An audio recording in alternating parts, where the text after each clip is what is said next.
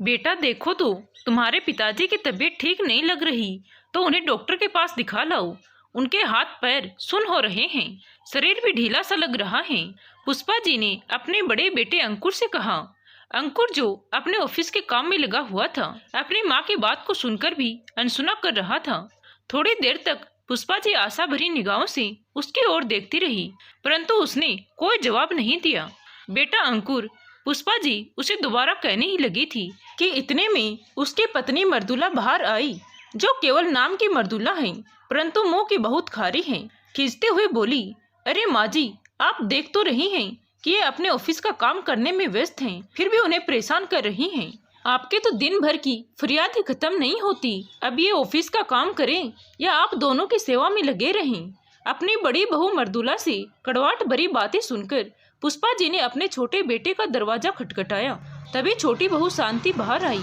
शांति का नाम भी उसके स्वभाव के बिल्कुल विपरीत था। क्या बात है माँ जी, क्यों दरवाजा पीट रही हैं? एक रविवार का दिन मिलता है आराम करने को, उस दिन भी चैन से सोने नहीं देती हो। वह तो ठीक है बहू, अगर जरूरी बात ना होती तो ना उठाती। तुम्हारे बाबूजी की तबीयत ठीक नहीं है, लेकिन माँ जी आप बड़े भैया को भी तो कह सकती हैं ना। पिछली बार भी यही लेकर गए थे बाबूजी को हॉस्पिटल। डॉक्टर की फीस कितनी महंगी है, और ऊपर से 10 तरह के टेस्ट बता देगा। उसके बाद दवाई खरीदो, वो अलग। हमारे पास क्या पैसों का पेड़ उगा है? ऐसा कहकर छोटी बहू ने दरवाजा फिर से बंद कर दिया। अपने बेटों के हिस्से का जवाब दोनों बहुओं से पाकर पुष्पा जी बहुत ज्यादा लाचार महसूस कर रही थी। उनकी आंखें आंसू से भर आई। फिर अपनी आंखों के आंसू अपने पल्लू से पोंछते हुए वापस अपने कमरे में चली गई, जहाँ उनके पति विश्वनाथ जी आस भरी नजरों से उनकी ओर देख रहे थे। फिर अपनी वेदना को छिपाते हुए चेहरे पर फीकी सी मुस्कान लिए पुष्पा जी बोली, वो पूरा हफ्ता काम करते करते बच्चे थक जाते हैं ना, इसलिए मैंने उनसे कहा ही नहीं, मैं ही आपको अस्पताल ले चलती हूँ। अरे पुष्पा, तुम्हें पता है कि मैं तुम्हारा झूठ पकड़ लेता हूँ। क्या मुझे नहीं मालूम कि तुम्हारे दोनों नालायक बेटों ने तुम्हें क्या जवाब दिया होगा? अरे आप भी कैसी बातें लेकर बैठ गए। चिंता करने की बिल्कुल भी जरूरत नहीं है, मैं हूं ना आपके साथ। ऐसा कहते हुए जैसे तैसे अपने पति को संभाल कर पुष्पा जी उन्हें पास के अस्पताल में ले गई। लेकिन डॉक्टर ने किसी गंभीर बीमारी का अंदेशा बताते हुए उन्हें दिल्ली के एक बड़े अस्पताल में दिखाने के लिए कहा। मन महसूस कर पुष्पा जी और विश्वनाथ जी घर लौट आए। रात के समय विश्वनाथ जी तो सो गए, लेकिन पुष्पा जी की आंखों से नींद गायब थी। सोचने लगी कि इस उम्र में जब शरीर साथ नहीं देता है तो बच्चे भी कैसे दूर हो जाते हैं। अपने बूढ़े माँ बाप की जरा भी परवाह नहीं है। माँ बाप तो जैसे उनकी दुनिया में अब आते ही नहीं। जब अपनी सारी बचत को अपने बच्चों की पढ़ाई लिखाई और उनका करियर बनाने में लगा दिया था, तो बिल्कुल नहीं सोचा था कि ऐसी नौबत भी आएगी कि दोनों बच्चे पाई पाई को मोहताज कर देंगे। जिस इंसान ने अपनी सारी उम्र की कमाई हुई दौलत अपने बच्चों के नाम कर दी, उस इंसान के इलाज के लिए आज उनके पास पैसे नहीं है। जब बेटों को ही चिंता नहीं है तो बहुओं से क्या उम्मीद करूं? पति को बड़े अस्पताल में दिखाने के लिए पैसा कहां से आएगा? ये सोच सोच कर पुष्पा जी का दिल बैठा जा रहा था। आधी रात हो चली थी, तभी उन्हें महसूस हुआ कि उनके पति जाग रहे हैं। उनके ओर देखा तो वे अपनी छाती पकड़कर छटपटा रहे थे। उनकी आंखें आश्चर्यजनक रूप से खुली हुई थी। पुष्पा जी ने तुरंत अपने दोनों बेटों के कमरे के दरवाजे को खटखटाया और जोर जोर से उन्हें पुकारा, देखो ना बेटा, जल्दी आओ, देखो तुम्हारे बाबूजी को क्या हो गया है। पुष्पा जी की आवाज सुनकर दोनों बेटे और बहुएं बाहर आए, लेकिन इससे पहले कि कोई कुछ कर पाता, विश्वनाथ जी अपनी पत्नी पुष्पा का साथ छोड़कर हमेशा हमेशा के लिए इस दुनिया से चले गए थे। पुष्पा जी की तो जैसे दुनिया ही उजड़ गई थी, लेकिन आने वाले समय में क्या क्या देखना पड़ेगा, इसकी तो उन्होंने कभी कल्पना भी नहीं की थी। विश्वनाथ जी की 13वीं के बाद से ही दोनों भाइयों में झगड़ा होने लगा और इतना बढ़ गया था कि मकान के बंटवारे की भी नौबत आ गई। लेकिन इसमें सबसे बड़ी परेशानी ये थी कि मकान में केवल 4 कमरे थे। दोनों बहुओं ने अपने लिए 2-2 कमरे सुनिश्चित कर लिए और पुष्पा जी का सामान एक छोटे से स्टोर रूम में शिफ्ट कर दिया गया। दलील ये दी गई कि अब पिताजी तो है नहीं, तो केवल माँ जी को इतने बड़े कमरे की क्या जरूरत है। उनका गुजारा तो स्टोर रूम में भी हो जाएगा। इधर पुष्पा जी ये सोच सोच कर हैरान थी कि कैसे उनके पति के जाते ही उनकी जिंदगी को हाशिए पर रख दिया गया है, लेकिन उन्हें मालूम नहीं था कि ये तो बस एक शुरुआत मात्र थी। पुष्पा जी का अपनी रसोई पर से अधिकार समाप्त हो चुका था, क्योंकि बहुओं ने अपनी रसोई अलग अलग कर ली थी। पुष्पा जी का खाना भी बहुओं के रहमो करम पर ही रह गया था। दोनों बहुओं की रसोई में उनका जाना प्रतिबंधित था। दोनों के ऊपर माँ जी के खाने का बराबर का भार पड़े, इस बात को ध्यान में रखते हुए उन दोनों ने पुष्पा जी के 3 वक्त के खाने को 2 वक्त में बदल दिया था। सुबह की चाय और नाश्ता छोटी बहू दिया करती थी और शाम की चाय और रात का खाना बड़ी बहू के यहाँ से दिया जाता था। बेचारी पुष्पा जी जैसे तैसे मन मारकर दिन गुजारने लगी। धीरे धीरे समय बीतता गया और पुष्पा जी पहले से और भी अधिक बूढ़ी तथा और भी अधिक लाचार हो गई। लेकिन इतने बुढ़ापे के बावजूद वह रोज नियम से मंदिर जाया करती थी। आज जब पुष्पा जी मंदिर से लौटकर घर वापस आई तो अपने पति की तस्वीर के सामने बैठकर उनकी यादों में गुम हो गई। रह रहकर उनकी आंखों से आंसू टपकने लगते। तभी उनकी छोटी बहू शांति आई। ये लीजिए, खाना रखा हुआ है, खा लीजिए। एक थाली में 2 छोटी छोटी सूखी सी रोटी और पतली पानी जैसी दाल पुष्पा जी के सामने रखकर तेजी से वापस चली गई। बहू के कल के व्यवहार के कारण उनकी भूख तो पहले ही मर गई थी, परंतु फिर भी पुष्पा जी ने एक बार खाने की ओर निगाह उठाकर देखा तो जो बची खुची भूख थी वह भी मर गई। अभी कल की ही बात थी कि पुष्पा जी को छोटी बहू की रसोई में से बड़ी अच्छी खुशबू आ रही थी। वे समझ गई थी कि देसी घी से सूजी का हलवा बनाया जा रहा है, जो कि उन्हें बेहद पसंद हुआ करता था, लेकिन संकोच के कारण मांग नहीं पा रही थी। परंतु बुढ़ापे में बच्चा और बूढ़ा एक समान हो जाता है, इसीलिए जैसे ही शांति उनके लिए चाय लेकर आई, उन्होंने शर्म छोड़कर आखिरकार बहू से पूछ ही लिया, बहू सूजी का हलवा बनाया है क्या? अगर बचा हो तो थोड़ा मुझे भी दे दो। केवल इतना ही कहने की देरी थी कि शांति ने जोर जोर से चिल्लाना शुरू कर दिया, हे भगवान, दिन भर केवल इसी चीज पर ध्यान है कि रसोई में क्या क्या बन रहा है। सारा दिन खुशबू ही सूंघती रहती हो क्या? बुढ़ापा आ गया है तो राम के नाम में ध्यान लगाओ। बच्चों के लिए थोड़ा सा हलवा बनाया था, लेकिन इन्हें पहले खुशबू पहुंच गई। क्या समय आ गया है, दादी होते हुए भी अपने पोते पोती के खाने पर बराबर नजर बनाए रखती हूँ। बहू की बात सुनकर पुष्पा जी एकदम स्तब्ध रह गई। थोड़ी देर बाद बहू रसोई घर में जाकर थोड़ा सा हलवा एक प्लेट में डालकर ले आई और पुष्पा जी के सामने पटकते हुए बोली, लो खा लो हलवा। हम लोग खाएं या ना खाएं, लेकिन इनके पेट में हलवा जरूर जाना चाहिए। जब देखो कुछ ना कुछ खाने को चाहिए, ना जाने पेट है या कुआं जो कभी भरता ही नहीं है। ये सुनकर पुष्पा जी का तो मानो कलेजा ही फट गया हो। सचमुच आज तो अपमान की हद हो गई थी। बहू के मुंह से इतनी जली कटी सुनने के बाद उसके द्वारा बोला गया एक एक शब्द सोच सोच कर उनके मन में तीर चुभने जैसा एहसास हो रहा था।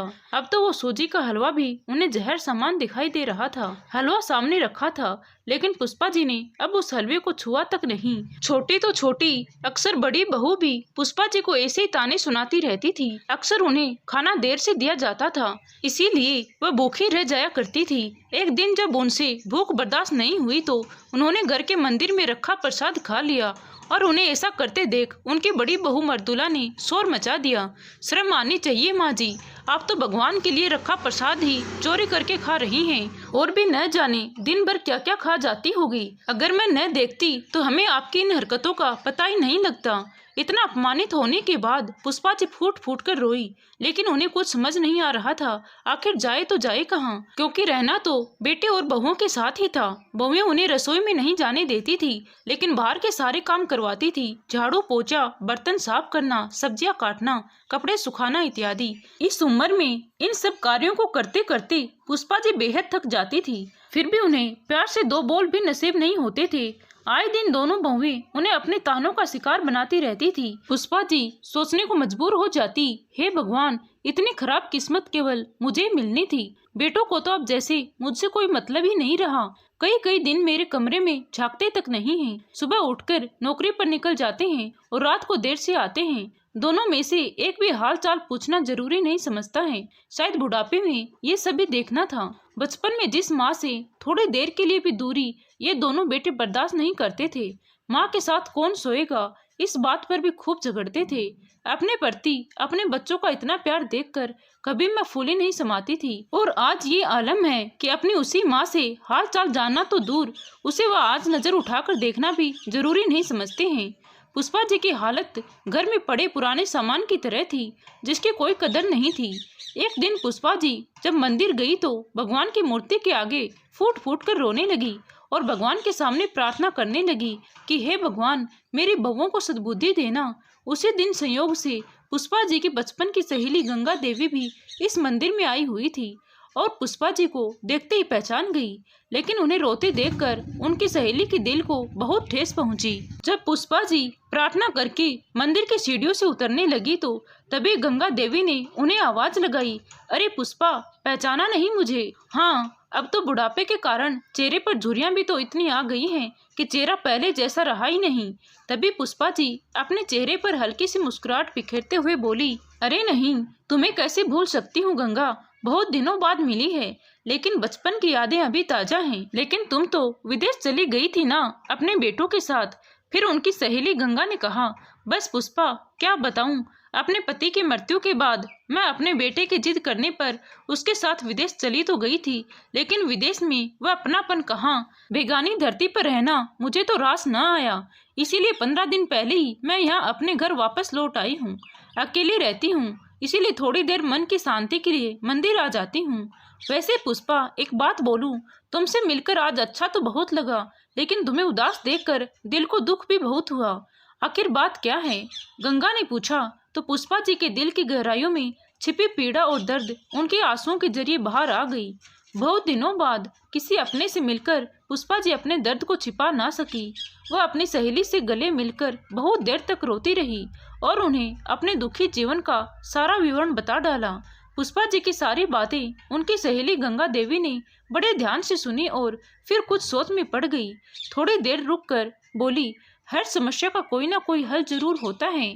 इस पर पुष्पा जी आश्चर्य से उन्हें देखने लगी और उनकी प्रश्नवाचक निगाह देखकर गंगा जी उनके कंधे पर हाथ रखकर बोली, मैं सही कह रही हूँ, इस समस्या का हल मेरे पास है। गंगा देवी ने अपनी सहेली के कान में अपना आइडिया बताया और फिर बोली, जब घी सीधी उंगली से ना निकले तो उंगली को टेढ़ा करने में कोई हर्ज नहीं होता। अपनी सहेली का आइडिया सुनकर पुष्पा जी के चेहरे पर चमक आ गई, लेकिन फिर थोड़ी देर में उदास चेहरा लिए बोली, लेकिन ये संभव नहीं है। तुम जानती नहीं हो मेरी बहुओं को, मुझे डर है कहीं लेने के देने ना पड़ जाएं। मैं जिस हालत में हूँ अब उसी को नियति मानकर स्वीकार कर लिया है मैंने। फिर गंगा जी उन्हें हिम्मत देते हुए बोली, कोशिश करने वालों की कभी हार नहीं होती। पुष्पा, मेरे रहते तुम्हें चिंता करने की बिल्कुल जरूरत नहीं है। गंगा जी ने उन्हें हिम्मत देते हुए कहा, हम कल ही अपने इस योजना को अंजाम देंगे। अपनी सहेली की बातें सुनकर पुष्पा जी के मन में थोड़ी सी आस जगी, लेकिन पूरे दिन उनके दिमाग में लगातार विचार चलते रहे। उत्सुकता और डर के मिले जुले भाव थे उनके चेहरे पर। अगले दिन सुबह जब पुष्पा जी के दोनों बेटे अपनी अपनी नौकरी पर चले गए तब उनके दरवाजे पर घंटी बजी। दरवाजे पर कौन है देखने के लिए पुष्पा जी की बड़ी बहू गई। देखा तो एक बूढ़ी औरत जिसके हाथ में एक संदूक था गेट के बाहर खड़ी थी। जी, किससे मिलना है आपको? अरे बहुरिया, मैं तुम्हारी सास की मौसेरी बहन हूँ, यानी कि तुम्हारी मौसी सास। तुमने मुझे नहीं पहचाना पर मैं तुम्हें पहचान गई हूँ। तुम पुष्पा की बहू हो ना? उसी समय पुष्पा जी भी बाहर आ गई और उनकी सहेली उनके साथ मौसेरी बहन बनकर ऐसे मिली जैसे कई वर्षों से बिछड़ी हुई बहनें मिली हो। पुष्पा जी उन्हें अंदर लेकर आई और उन्हें अपनी दोनों बहुओं से अपनी बहन कहकर मिलवाया। पुष्पा जी ने गंगा देवी से पूछा, अरे गंगा, तुम यहाँ इस देश में कब लौटी? अरे, मैं तो विदेश से कुछ समय पहले ही आई हूँ। एक तुम ही तो हो मेरी बहन जिससे मैं इतने समय से मिल भी नहीं पाई। तुमसे मिलने आई हूँ। जीजा जी के गुजरने के बाद तो मैं अफसोस जताने भी न आ पाई, तो अब सोचा कि अपनी प्यारी बहन पुष्पा से मिलकर आ जाऊं। दोनों बहुएं बड़ी हैरानी से अपनी मौसेरी सास को देख रही थी, क्योंकि उन्होंने आज तक कभी उन्हें देखा नहीं था। कि तभी पुष्पा जी बोली, अरे बहुरिया, अपनी मौसी सास के लिए कुछ चाय पानी तो ले आओ। पुष्पा जी के इतना कहने पर दोनों बहुएं उन्हें गुस्से भरी निगाहें से देखने लगी, लेकिन दोनों में से किसी ने भी उठने का कष्ट नहीं किया। तभी गंगा जी बोली, तुम तो जानती हो पुष्पा, हमारा रिश्ता सगी बहनों से भी ज्यादा अटूट है, इसीलिए मैं तुम्हारे लिए भेंट स्वरूप कुछ लेकर आई हूँ। गंगा जी ने अपना संदूक पुष्पा जी की ओर बढ़ाया। एक दिन पहले जो दोनों सहेलियों के बीच तय हुआ था, उसके अनुसार पुष्पा जी बोली, गंगा, तुम तो मुझसे मिलने के लिए आई थी और मुझे बहुत अच्छा भी लग रहा है, लेकिन तुम मुझे देने के लिए भेंट लेकर आई हो, ये बात गलत है। मानती हूँ कि बचपन से ही हम दोनों का एक दूसरे के साथ बहुत ज्यादा लगाव था, लेकिन हम दोनों का रिश्ता लेने देने पर कब से आधारित हो गया। तभी गंगा जी रुआसी आवाज निकालते हुए बोली, अरे पुष्पा, तुम्हारी हालत मुझसे छिपी नहीं है। मेरा मतलब है कि मुझे पता है कि तुमने और जीजा जी ने तुम्हारा सारा पैसा अपने दोनों बेटों की पढ़ाई में और शादी और उनके लिए घर खड़ा करने के लिए खर्च कर डाला और अपने लिए कुछ भी नहीं रखा।